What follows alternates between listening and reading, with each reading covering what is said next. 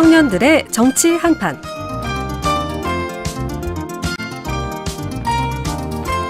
네, 우리 지역의 시사 정치 이슈 분석해보는 시간이죠. 청년들의 정치 한판, 오늘도 두 분 모셨습니다. 횡성군 의회 정운현 의원, 더불어민주당 원주을 지역위원회 이진 디지털 소통위원장과 함께합니다. 두 분 어서 오세요. 네, 안녕하세요. 네, 반갑습니다. 자, 이렇게 또 함께 오랜만에 두 분 자리를 해주셨는데 먼저 정운현 의원님께서 인사 한 말씀 해주시죠. 네, 요즘 참 바쁜데요. 그래도 시간을 좀 냈습니다. 횡성군의회 부의장 정운현입니다. 반갑습니다. 네, 반갑습니다. 요즘은 굉장히 바쁘실 것 같은데 실제로 또 바쁘다고 얘기를 해주셨고 네. 어떻게 좀 바쁘게 지내고 계신지요? 요즘 그 대통령 선거 때문에 그렇죠. 지금 거기에 지금 열심히 선거운동을 다니고 있습니다. 아, 선거 운동을 그러면 아침부터 쭉 다니시겠네요? 네, 아침에 이제 그 우리 유권자분 주민분 대상으로 아침 인사를 가고요. 네, 그리고 점심 때는 또 점심 인사하시고 네, 저녁 퇴근길에 때도 또 퇴근길 네, 인사하시고. 지금 몸무게가 쭉쭉 빠지고 있습니다. 아, 그렇군요. 그만큼 또 강행군으로 네. 나서고 계신데 뭐 어디 지역에 딱 이렇게 계신 건 아니고 횡성군 전역으로 돌아다니시는 건가요? 저녁으로 돌아다니는데 주로 저는 이제 그 횡성읍 아, 읍 쪽에서. 예, 그쪽에서 지금 활동을 하고 있습니다. 아, 네. 그렇군요. 알겠습니다. 자, 옆에 계시는 이진 디지털 소통위원장님께서도 우리 청취자분들께 인사 한 말씀 해주시죠. 네, 안녕하세요. 오랜만에 뵙겠습니다. 이진입니다. 네, 반갑습니다. 아니, 위원장님께서 좀 요즘 어떻게 네, 역시나 바쁘게. 네, 저는 지금 자원봉사자로 네, 캠프에서 허니잼 캠프에서 네, 허니잼. 아, 그 네. 캠프 이름이 허니잼이군요. 네, 송기현의 허니, 네, 이재명의 잼. 아. 네, 허니잼 캠프에서 자원봉사자로 열심히 방곡간 활동을 중심으로 네, 활동하고 있습니다. 그렇군요. 어떤 활동들을 하시는지도 궁금한데요.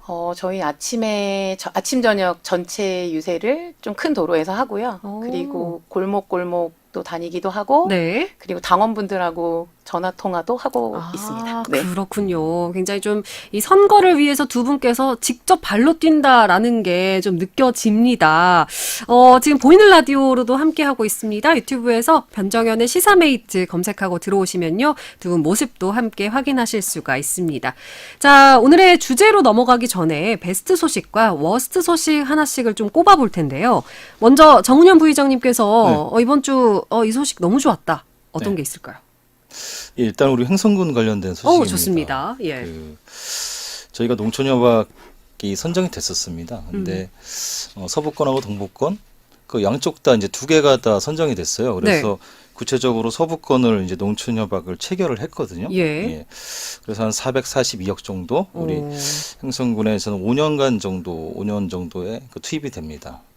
이게 왜 그 베스트 기사냐면은 네. 그 예전에도 아마 다뤘던 적이 있을 것 같습니다. 지역 소멸. 우리 음. 횡성군 같은 경우는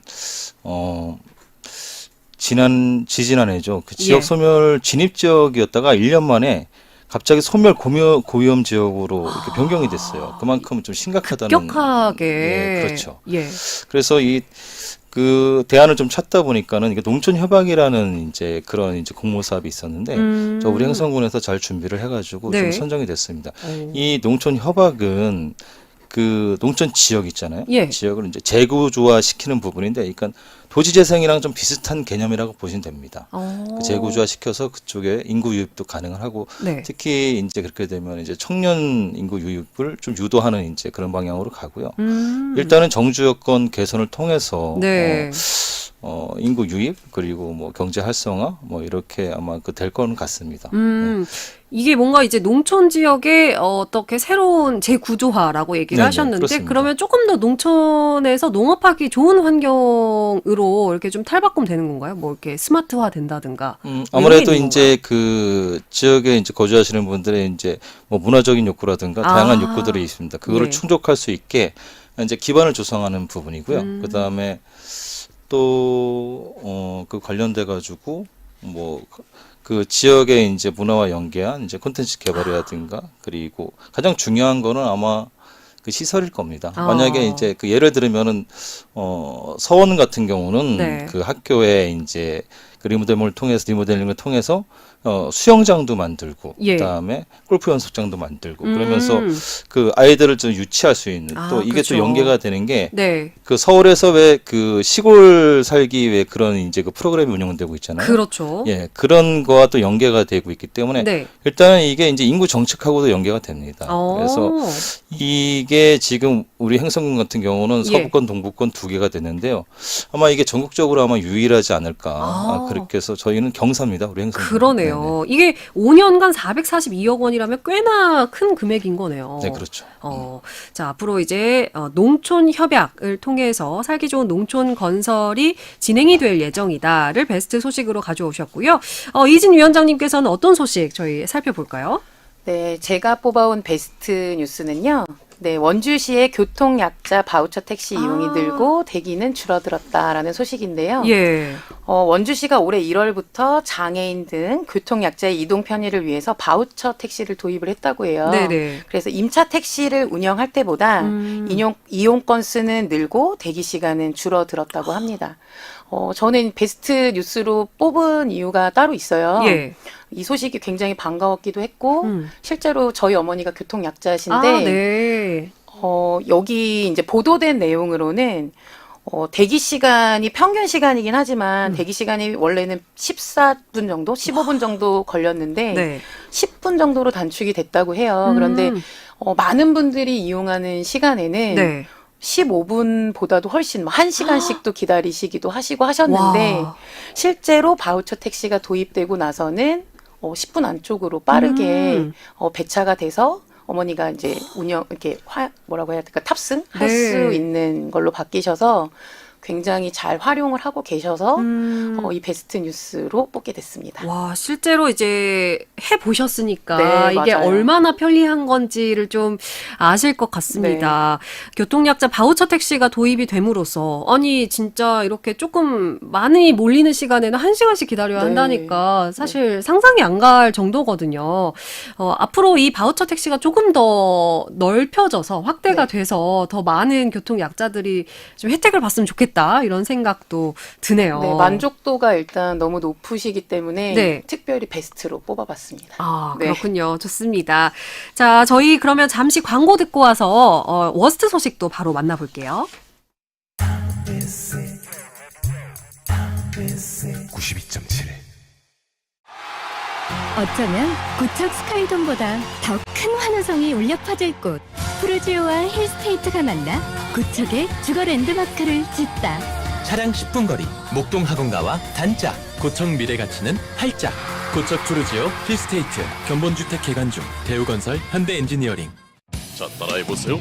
이카운트 ERP 4만원 회계관리, 이카운트 ERP 4만원 재고관리, 이카운트 ERP 4만원 생산관리. 사업 성공 함께해요. 이카운트 카운트 ERP의 모든 기능을 월 4만원에 드립니다. 이카운트 가입비 부가세 별도. 네, LG전자 유지보수 자회사 하이엠솔루텍입니다. 시스템 에어컨 고정 걱정 없이 세척할 수 있나요? 특허받은 LG정품 세척 하이엠솔루텍입니다. 환경까지 생각하는 세척제도 있나요? 1등에게 물어보세요. 시스템 에어컨 서비스 국내 1위 1544-8777. Hello, this is Daniel Henney. 모든 곳이 연결된 미래적 워크스페이스가 옵니다. 스케일, 인프라, 비전까지 현대 엔지니어링이 완성하는 하이엔드 워크 에디션. 신광교 클라우드 시티. 1668-3773 현대 엔지니어링. 5월 겸재 정선이 부러워했던 그 자리에 여주 로제비앙 더 센텀이 옵니다. 독보적 입지와 탁월한 중심 인프라, 여주의 자부심이 들 고품격 하이엔드, 여주 로제비앙 더 센텀. 1533-3636 대광건영. 안녕하세요, 홍예슬입니다. 디지털 스테이지에 오신 여러분을 환영합니다. 이곳에서는 AI 디지털 기술로 다양한 캐릭터를 창조해 선보입니다. 세계 어디든 갈 수 있고 다른 시대를 살아볼 수도 있고 스포츠 선수도 우주인도 되어 지구를 구할 수도 있어요. 멋지죠? 하지만 누군가 범죄에 이용한다면 가상의 내가 범죄자도 예슬아 야, 나 급한데 송금 좀 빨리. 가짜뉴스의 피해자도 될 수 있습니다. 홍예슬 씨가 갑자기 은퇴를 선언하였습니다. 저 아니에요. 모두가 누리는 기술, 지켜야 할 책임도 함께합니다. 공익광고 협의회. 92.7 MBC 라디오. 변정현의 시사메이트 매주 화요일 코너 청년들의 정치 한판 오늘도 두 분과 함께하고 있습니다. 횡성군의회 정운현 의원, 더불어민주당 원주을 지역위원회 이진 디지털 소통위원장과 함께 이야기 나누고 있습니다. 베스트 소식 하나씩 저희가 만나봤는데요. 이번엔 워스트 소식 하나씩 또 꼽아보겠습니다. 이번에 이진 위원장님께서 먼저 워스트 소식 하나 꼽아주시죠. 네, 제가 뽑아온 워스트 소식은요. 문화도시 낙제 원주, 문화도시 사후 관리에 대한 내용인데요. 네, 대한민국 최초 법정 문화도시이자 문화우등생으로 자리매김했던 원주시인데요. 사업을 추진하던 창의문화도시지원센터의 위법사항이 발견됐다면서 2년 전에 원주시가 담당자들을 검찰에 고발했고 사실 무혐의로 수사가 종결됐지만 네. 센터는 사실상 해체가 됐고 예. 사업도 중단이 됐습니다. 그래서 관 주도의 문화 정책을 펴온 원주시가 문화도시 평가에서 2년 연속 미흡 낙제점도 받았고 1차 문화도시 가운데 한 번이라도 미흡 평가를 받은 건 좀 부끄럽게도 원주시가 아하. 유일하다고 해서 예. 이 소식을 워스트로 뽑아보았습니다. 그렇군요. 또 이제 축제 시즌이기도 하고요. 네네. 네. 이게 사실은 그냥 뭐 문화와 크게 상관없는 도시였다가 이렇게 좀 낙제점을 받았으면 좀 더 개선하면 된다 이 정도인데 원래 좀 굉장히 좋은 선전을 하다가 갑자기 이렇게 또 낙제점을 받게 돼서 더 안타까운 것 같습니다. 네. 갑자기 2년 만에 좀 이렇게 된 이유는 뭐라고 생각하시나요? 뭐 지원받았던 것들을 잘 사용을 하지 못했다는 얘기가 있기는 한데 네. 사실 실제적으로 보면은 들여다보면 보조금도 반납한 사실도 확인이 됐고 예. 이런 것들이 무혐의로 밝혀졌지만 이 문화도시라는 타이틀 자체가 되게 무색하게 어쨌든 반납을 하게 되는 낙제점을 받고 했던 게 좀 많이 아쉽고요. 원주가 생각보다 축제가 굉장히 많은데 네. 좀 아쉽습니다. 이 관 주체로 이렇게 진행되는 행사들이 예. 시민과 함께 같이 커간다면 좋은 축제로 많이 자리매김하면서 문화도시라는 그 네이밍 자체가 굉장히 도드라질 수 있었을 텐데 네. 조금 작아지는 느낌이 들어서 조금 원주 시민으로서 많이 아쉽고요. 아하. 또 문화를 사랑하는 사람으로서도 네, 많이 아쉽습니다. 네. 앞으로 더욱더 좀 잘 노력해서, 다시 그 명성을 좀 되찾았으면 좋겠습니다. 정운현 부의장님께서는 어떤 소식 워스트로 가져오셨을까요? 이 워스트 기사는 아마 전에도 아마 다뤘던 건데요. 네. 그 깊은 불황 때문에 자영업자가 1년 9개월째 감소하면서 아하. 폐업이 속출하고 있다는 그런 뉴스입니다. 아하. 이 지금 통계청 그 수치로 이게 확인이 된 건데 네. 지난달에만 그 5천 명 정도가 감소를 했답니다. 그래서 한 달 이게 좀 사이? 큰 문제지 않나. 예. 그리고 지금 뭐 저희 그 행성도 마찬가지지만 그 길거리를 다니다 보면은 그 임대, 폐업 이게 많이 붙어 있습니다. 예. 주로 이제 그 가장 접근하기 쉬운 그 창업하시는 분들이 가장 접근하기 쉬운 게 이제 음식업이잖아요. 그렇죠. 요식업. 근데 그런 데가 이제 주로 많이 좀 폐업이 되는 것 같고요. 이게 1년 9개월짜리면 되게 심각한 문제거든요. 그쵸. 근데 이게 좀 마땅히 이제 그런 뭐 어떻게 구제할 수 있는 그리고는 대안들이 좀 나타나지 않고 있습니다. 요번에 뭐 이따 후에도 이제 다루겠지만 뭐 대통령 선거 공약에서도 뭐 소상공인 뭐 활성화라고 그런 공약들을 막 내시는데 네네. 그게 과연 실효성이 있을까 좀 의문이 드는 부분이 있고요. 예. 네. 하여튼 되게 안타까워서 이게 아휴 자영업자분들이 예. 진짜로. 예. 속으로 울고 있습니다. 속으로 울고 있어가지고 맞습니다. 걱정이 되고 있습니다. 지금 이제 갈수록 더 심각해지는 그런 상황인 것 같고요. 네. 저희가 뭐 몇 달 전에도 그 얘기를 했지만 네. 방금 말씀하신 것처럼 한 달 사이에 5천여 명이 또 폐업을 했고 말씀하신 대로 이 요식업 쪽에서 굉장히 또 폐업률이 속출하고 증가하고 있고 이런 상황에서 정말 어떠한 줄이라도 좀 필요한 그런 상황이 아닐까 좀 싶긴 한데요. 좀 실효성 있는 대책들이 과연 나올 수 있을지 진짜 의문이긴 합니다. 자, 이렇게 저희가 워스트 소식으로도 각자 하나씩 또 만나봤는데요. 원주의 문화도시 낙제점, 문화도시 사후관리 필요하다는 소식과 깊은 불황에 자영업자가 1년 9개월째 감소하고 있다. 폐업이 속출하고 있다라는 소식을 만나봤습니다. 자, 더불어서 이제 오늘의 본격적인 주제로 넘어가 볼 텐데요. 이제 대선이 앞으로 14일 정도, 2주 정도 남았습니다. 얼마 전 첫 토론회가 있었고 매일같이 후보들의 말이 뭐 화제도 되고 논란도 되고 뭐 다양한 일들이 벌어지고 있는데 이번 선거운동 기간 눈에 띄는 변화들이 있다면 어떤 것들이 있는지 함께 살펴보겠습니다. 일단 지난 주말 사이에 이제 첫 대선 토론회 또 두 분께서도 눈여겨보셨을 것 같은데 어떻게 보셨는지 궁금합니다. 정운현 부의장님께서 먼저 얘기해 주실까요? 일단은 그 말의 무게, 네. 말의 중요성을 좀 느끼는 이제 그런 계기가 됐던 것 같아요.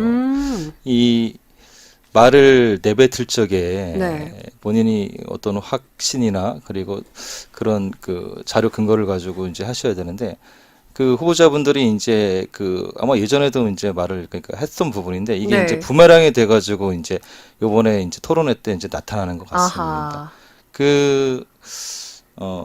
가장 이제 그게 그 뭐죠? 그 커피 원가 문제 네네. 그런 것도 그 큰 맥락에서 보면은 뭐 다른 의미로 했을 수 있는데 이게 이제 지금 상황인지는 아마 그게 계속 부각이 되는 것 같아요. 뭐 120원? 네. 뭐 그런 뜻으로 얘기한 건 아니시겠지만 그게 충분히 이제 공격할 거리가 되기 때문에 예. 말을 하실 적에 조심해야 된다. 왜 저희 의원들도 기초 의원들도 그 예산 이제 그 심의할 적에 이제 그럴 때 보면은 이게 예산이 그러면 이게 산출 근거가 뭐냐, 근거가 뭐냐 그걸 확실히 이제 좀 확인을 하거든요. 네네. 그래서 그 말을 좀 조심해야 되겠다. 토론회 그리고 또 사회적 리더들은 더 조심해야 되겠다. 아하. 왜냐하면 그게 국민들한테 약속으로 비춰줄 수도 있고 신뢰로 비춰줄 수 있기 때문에 예. 그 말의 좀 무게감, 중요성을 다시 한번 느끼는 계기가 됐습니다. 그렇군요. 대선 후보들이 토론회를 하면서 본인들이 했던 말이 결국은 다시 부메랑이 되어서 뭐 공격을 받기도 하고 이게 뭔가 되새겨지는 그런 순간들이 많기 때문에 말 한마디 한마디에 공인으로서 또 조심하고 더 무게감 있게 말을 해야 한다라고 얘기를 해 주셨습니다. 뭐 이진 위원장님께서는 어떻게 보셨어요?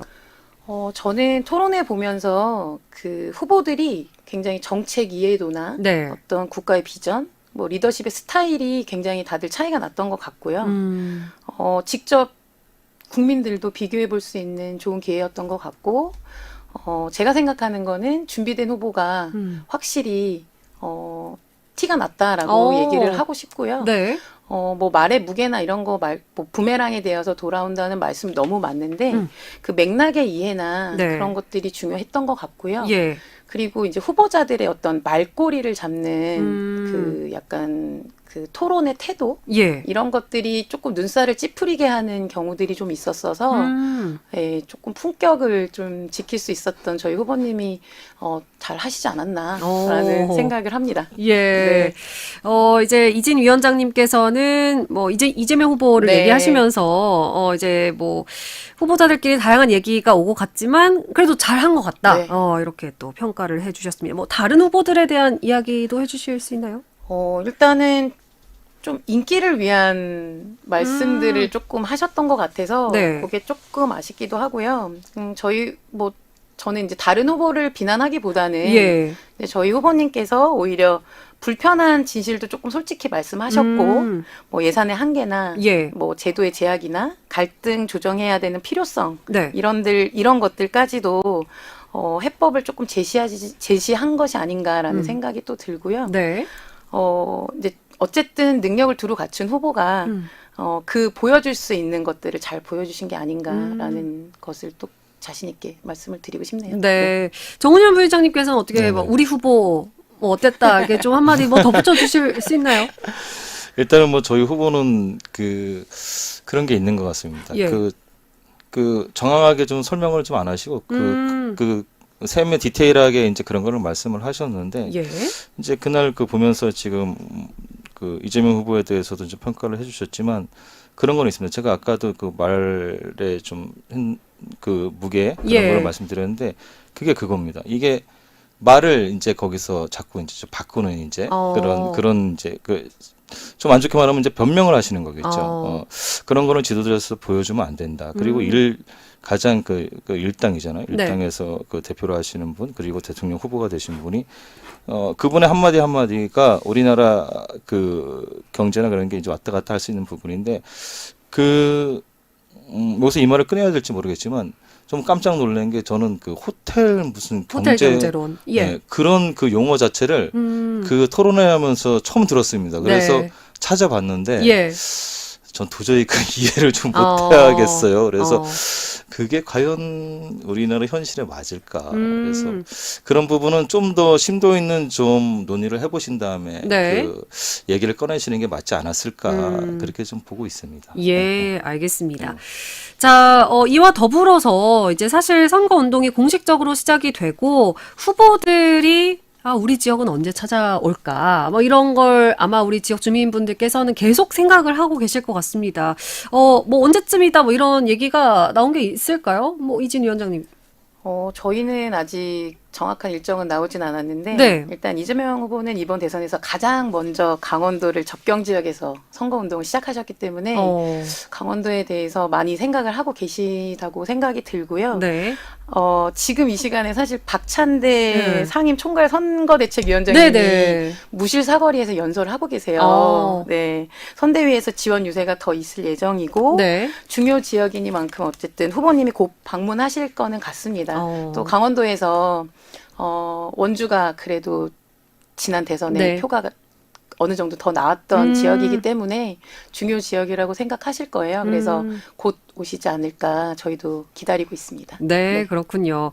일단 오늘은 지금 박찬대 네. 선대위원장께서 지금 무실동에 계시다고 합니다. 뭐 이제 정운영 부의장님께서는 뭐 네네. 이제 어떤 후보들의 일정이라든가 뭐 이런 게 촘촘하게 짜여져 있겠지만 궁금하거든요. 우리 지역 주민들 입장에서는 어떻습니까? 그 저도 궁금해가지고 좀 네. 공식적인 없는데 그 좀 이번 그 지역 일간지에 좀 보도된 게 있습니다. 네네. 일단은 우리 김문수 후보 같은 경우는 아마 27일쯤 그 강릉 단오제가 아마 열리는 시기인 것 같습니다. 네네. 그거에 맞춰서 우리 강원특별자치도를 방문할 거라는 이제 기사가 나왔기 때문에 아마 방문을 하실 계획으로. 예, 그 아마 높은 것 같습니다. 예. 왜냐하면은 그 대통령 선거에서도 그렇지만 우리 강원특별자치도가 당선에 캐스팅 보드를 쥐고 있습니다. 인구수는 적지만 네. 여기서 누가 우위를 더 많느냐에 따라 가지고 대통령이 될 수 있는 거죠. 그리고 또 하나 좀 말씀드리자면은 네. 한동훈 전 대표가 아마 그 22일 오후 원주 중앙시장에서 아마 유세를 이어갈 거로 지금 계획이 되어 있는 것 같습니다. 예. 아무래도 원주가 우리 강원특별자치도에서 가장 이제 중심 도시이기 때문에 원주서부터 공약이 들어가는 것 같습니다. 그러면 지금 아마 오늘자 에서도 아마 그 유의미한 이제 그 여론조사 결과가 좀 나왔는데 네. 아마 그렇기 때문에 우리 강원도를 기점으로 해가지고 강원도부터 시작해서 아마 역전의 발판을 우리 강원도에서 마련하려고 노력을 할 것 같습니다. 네. 그렇군요. 일단은 예정이 뭐 확실하진 않습니다. 보도에 따르면 예정이 네, 되어 보도에 있습니다. 따르면, 22일 오후에는 일단 한동훈 전 대표가 네, 원주로 네. 올 네, 예정이고 그렇습니다. 27일 전후로 해서 이제 뭐 그 축제에 맞춰서 네, 좀 네. 강릉 쪽을 비롯한 강원도에 방문하지 않을까 이런 또 기대감이 모아지고 있습니다. 후보들의 어떤 말, 공약, 발언들을 좀 보면 이번에는 좀 더 그게 특성인 것 같아요. 뭐 보수나 진보의 어떤 진영 논리가 살짝은 좀 희미해진 것 아니냐. 보수 진영에서 진보를 응원하기도 하고 뭐 반대의 경우도 있고 이렇게 양상이 좀 다양화됐다고 해야 될까요? 이렇게 좀 바뀌게 된 이유는 좀 뭐라고 생각하시는지도 궁금한데 정운영 부의장님께서 얘기를 해주실까요? 저는 그렇게 그렇다고 생각을 하지 않습니다. 일단은 이제 한 분이죠. 네. 한 분께서 이제 아마 그 실용주의를 택하신 것 같아요. 그래가지고 뭐 진보 쪽에 계시는 이제 말씀드리면 이재명 후보인데, 네. 예, 이재명 후보님이신데 갑자기 보수 얘기를 들고 들어옵니다. 보수 합리적인 보수, 뭐 실용 보수 해가지고 뭐 보수가 어딨냐, 진보가 어딨냐. 네. 이거 똑같은 겁니다. 그 쥐를 잡는데 어떤 고양이면 어떻고 이 고양이면 어떠냐 이제 이런 이제 논리로 가시는 것 같은데 그거에 대해서는 좀 적절하지 않다. 그래도 본인의 어떤 정치적 신념을 가지고 그쪽만의 아마 그런 그 정책들이 있을 겁니다. 예. 거기에서 주로 그걸 중심으로 가지고 가시면서 그 보수 쪽에서 이제 괜찮은 것도 이제 거기 덧입히는 이제 그렇게 가시면은 만약에 대통령이 된다면 네. 뭐 그런 정책을 가져가는 게 맞는데 지금은 뭐 그냥 뭐 쉽게 말하면 짬뽕식으로 가시면서 해가지고 정책성을 좀 잃어버리시는 것 같아요. 정치성. 뭐 기존의 그 정책성을 좀 가져가야 되지 않냐. 그게 리더의 역할이겠죠. 네. 좀 그렇게 보고 있습니다. 예. 뭐 진영 논리를 얘기를 해 봤는데 어쨌든 뭐 실용주의를 택한다고 하지만 명확하게 좀 정체성을 지켰으면 좋겠다라고 정운현 의원님께서는 얘기를 해 주셨고 이진 위원장님께서 어떻게 생각하시나요? 이 부분에 대해서? 이 점이 굉장히 많은 유권자분들한테 사실 신선하게 다가갔던 부분도 있는 것 같아요. 네, 실용적 해법과 국민의 삶의 개선을 우선시하는 태도를 보여주셨고 네. 실질적으로 도움이 되는 정책이라면 누구와도 협력할 수 있는 정치를 지향하시는 또 후보님의 어떤 정책들이 많이 반영이 된 것 같고요. 방향성을 어쨌든 국민들 앞에 밝힌 게 국민들이 잘 살아야 되니까 지금 너무 힘들잖아요. 예. 그 점을 일단은 우선시 하신 것 같고요. 지금 가장 중요한 게 민생의 회복이니까 그게 이제 저희 대표님 후보님께서 파랑이면 어떻고 빨가면 어떠냐 이렇게 말씀하신 게 네. 그동안 힘들었던 어떤 색깔 논리나 그런 진영의 싸움보다는 한 사람 한 사람 저희가 지금 골목골목 하면서 시민들, 국민들 한 사람 한 사람 만나고 있는데요. 그분들도 생각이 다들 다르실 테지만 반영을 해서 네. 잘 살아보자 정말 그 실질적인 것들이 어떤 것인가에 대한 고민을 굉장히 많이 하셨고 지금 정책이나 이런 것들에서 많이 드러나고 있기 때문에 국민들도 네. 또 원주 시민분들도 많이 생각하시고 선택을 해주시지 않을까라는 생각을 합니다. 네, 이렇게 이제 두 분의 의견이 네. 엇갈리기도 합니다. 그러니까 이 실용주의라는 것에 대해서 그래도 어떤 각 정당이 가지고 있는 이념과 정체성에 대해서 명확히 가져갈 부분이 있다라고 얘기해 주시는 반면 또 신선한 접근이고 이런 신선한 시도다라고 또 얘기를 해 주시고 계십니다. 이런 대선 주자들의 정책들을 좀 들여다보면요. 경제에 또 초점이 굉장히 많이 맞춰져 있습니다. 뭐 두 분께서 보시기에 이거는 좀 눈에 띈다. 어떤 것들이 있는지 하나씩 좀 꼽아보면 좋을 것 같은데 이번에 이진 위원장님께서 지금 많이 강조하고 계시는 뭐 어떤 AI, K 콘텐츠 이런 신산업 투자랑 또 소상공인, 자영업자에 대한 지원을 강화해서 내수를 회복시키겠다. 그런 구체적인 전략을 계속 제시하고 계시고요. 특히 이제 그런 정책들에 반해서 원주에도 네. AI 기반에서 의료산업 단지를 조성해서 지역 경제도 견인하겠다. 이런 맥락까지도 보여주고 계시는 게 조금 미뤄졌던 강원도의 발전이 좀 이뤄지지 않을까 하는 기대감이 굉장히 크고요. 네. 거기에는 이제 저희 원주 지역에 확실한 어떤 발전이 있지 않을까라는 기대감이 굉장히 큽니다. 그렇군요. 네. 아무래도 이제 원주에도 살고 계시니까 네. AI 의료 산업단지 기반의 어떤 이런 공약들이 가장 눈에 띈다라고 얘기를 해주셨고 정운현 의원님께서는 우리 후보 아니면 다 후보도 상관없습니다만 어떤 경제 정책에 가장 좀 눈길이 가셨나요? 저는 그 소상공인 활성화 그 공약 정책에 좀 눈길을 갔는데요. 예. 좀 해법들은 다 틀린 것 같습니다. 해법들은 틀린데 좀 아쉬운 부분이 있습니다. 네. 이게 좀 그 소상공인의 눈에서 그런 정책을 좀 입안하셔야 되는데 좀 심도 있게 물론 이제 그 싱크탱크들이 있으시겠죠. 네. 있겠는데 좀 더 뭐 AI도 좋습니다. AI도 좋고 그럼 뭐 그건 국가적인 사업이겠지만 네. AI도 당연히 해야 되겠죠. 하지만 우리 서민들 먹고 힘들어 죽겠는데 네. 일단 우리 서민들 거부터 먼저 해결해야 되지 않겠습니까? 그 중심의 논점에 있는 게 이제 뭐 그날 그 토론에서 나왔는데 이제 주 4.5일제로 네. 가겠다, 4일제로 가겠다. 근데 이게 과연 누구를 위한 건가? 그래서 고민할 필요가 있습니다. 진짜로 그 뭐 1억 이상의 고연봉자들한테는 가능하죠. 근데 우리 대부분의 서민들, 중소기업에 다니는 서민들한테는 이게 진짜 가능한가? 열받는 실효성 소리입니다. 있는가? 솔직히 말씀드리면 열받는 소리죠. 예. 예. 지금도 주 52시간 근무제 때문에 일을 더 해서 생활비를 벌어야 되는데 그 주 52시간 근무 때문에 그 공장에서 회사에서 일을 못 하고 나와서 뭐 대리를 하시거나 이런 분들, 그러니까 투잡을 뛰신다 그러잖아요. 예. 그런 분들이 많은데 그러면은 국민들이 그렇게 힘들어하면은 그거부터 그런 부분부터 이제 고쳐 나갈 생각을 하셔야죠. 주 52시간 뭐 근로자의 삶이 뭐 향상되고 워라밸 좋은데 그것도 어느 경제력이 받쳐줘야지 그런 이제 워라밸을 가는 것 같습니다. 예. 그러면 요즘 계속 말이 나오는데 뭐 탄력적인 그걸 좀 탄력적으로 하든지 뭐 그래서 일단은 우리 서민들의 삶을 좀 더 들여다봐야 하지 않나? 예, 들여다봐야 하지 않나. 이제 그 부분은 제가 대통령 후보님들께 예. 좀 요청드리고 싶은 사항입니다. 공동으로, 일단, 예. 서민들을 좀 들여다 보시라. AI 좋습니다. 네. 예. 그건 당연히 해야 되겠죠. 그건 근데 국가에서 안 해도 일반 사기업에서 할 겁니다. 민간에서. 왜? 돈이 되면 다 하겠죠. 그럼 국가에서는 뭐를 네. 해야 되냐? 국민들의 삶을 보살펴야 되는 게 국가의 책무라고 생각을 합니다. 예. 그래서 좀 부탁을 드리겠습니다. 네, 소상공인 활성화 대책을 비롯해서 좀 얘기를 해주신 게 이제 서민들의 민생 경제에 조금 더 초점을 맞췄으면 좋겠다라고 얘기를 해주셨고요. 그렇다면 정책에서 좀 뭐 이렇게 소외돼 있는 부분?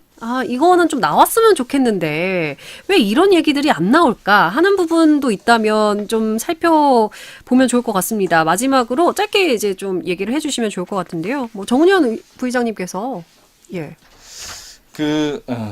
일단은 질문지가 이렇게 와가지고 좀 네. 찾아는 봤습니다. 저도 뭐 제가 전문가가 아니기 때문에 공약들을 찾아보셨군요. 예, 찾아봤는데 그 지적된 게 있습니다. 이게 지금 우리 그 대통령 후보분들께서 좀 약간 좀 이렇게 회피하려고 하는 부분이 있는 게 네. 그 노동이랑 연금 개혁 문제입니다.